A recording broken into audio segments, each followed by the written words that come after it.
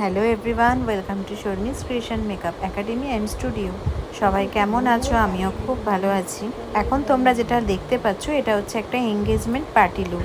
তো অলরেডি তোমরা দেখতেই পাচ্ছ যে আই মেকআপটা কমপ্লিট হয়ে গেছে। এখন ফেস মেকআপটা আমি করছি। তো তোমরা একটু লক্ষ্য করলে দেখতে পাবে যে আমি যে ফাউন্ডেশনটা দিচ্ছি কতটা সুন্দর ফেসের সঙ্গে বসে গেছে মেকআপটা, সেটাই আজ তোমাদের দেখাবো।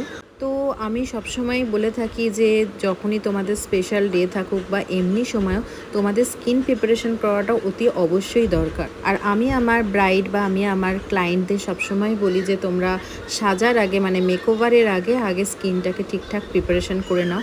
এই ক্ষেত্রে আমার নিজের যেহেতু মেকআপ একাডেমি ছাড়াও আমার একটা স্যালন আছে, তো আমার ক্লায়েন্ট যারা আছে তাদেরকে আমি সেই বুঝেই ফেসিয়ালটা করে দিই যাতে তাদের স্পেশাল ডেতে তাদের মেকআপ নিয়ে যেন কোনো সমস্যা না হয়। তো আজকের ক্লায়েন্ট পাবনিকেও আমি আগে দুটো ফেসিয়াল দিয়েছি যাতে ওর স্কিনটা ভীষণ ভীষণ ড্রাই ছিল, আর এইরকম ড্রাই স্কিনে কিন্তু মেকআপ বসানোটা খুবই প্রবলেমের।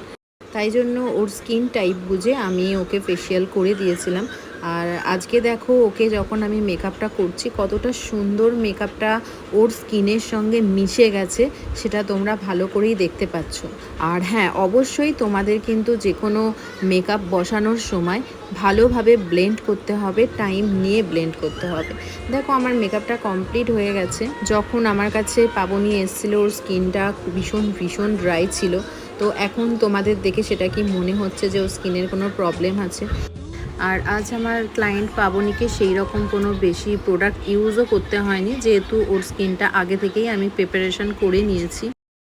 এই জন্য আমি সবাইকেই বলি তোমাদের স্পেশাল ডের আগে থেকে বা তোমাদের নর্মাল টাইমেও তোমরা একটা করে মান্থলি অন্তত ফেসিয়াল নাও, আর সেটা তোমাদের স্কিন বুঝেই তোমরা সেটা করো। সবসময় অনেকেই আছে যে কি প্রোডাক্ট ইউজ করছো বা এইচডি কি আছে, এয়ার ব্রাশ মেকআপ করবে কিনা।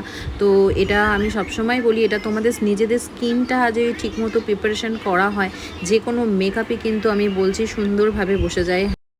অবশ্যই ব্র্যান্ড তো ডিপেন্ড করেই যে ধরো ম্যাক বা এয়ার ব্রাশ মেকআপ যদি করো, হ্যাঁ তার রেজাল্ট অতি অবশ্যই তার থেকে আরও বেশি ভালো হবে। তাও আমি বলে দিলাম যদি তোমাদের স্কিনটা প্রিপারেশন করা থাকে তোমরা নন এইচডি মেকআপ করলেও কিন্তু তোমাদের ফেসে সুন্দরভাবে বসে যায়। তো যাই হোক, দেখো দেখতে দেখতে আমার মেকওভারটা পুরো কমপ্লিট হয়ে গেছে।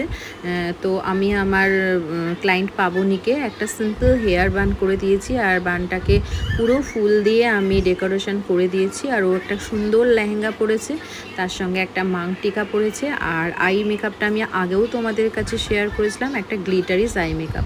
তো মেকআপটা তোমাদের কেমন লাগলো সেটা কিন্তু অবশ্যই জানিও।